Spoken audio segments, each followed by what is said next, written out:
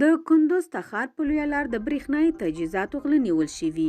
د افغانستان د برېښنا شرکت چارواکو ویلي چې د کندوز تخار په لاره د برېښنا ځینې غلا شوي تجهیزات نیول شوي.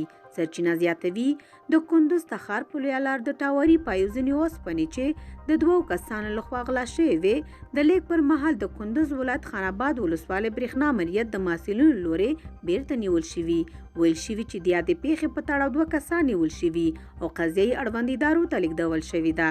برېښنا شرکت خلکو ته ویلي چې د برېښنا شتمنۍ ته ضرر مه رسوئ او هیڅکله د غلا هڅه مه کوئ او که څوک په دې اړه ونیول شي د قانون منګولو ته به وسپارل شي او جدي چلند به ورسره وشي.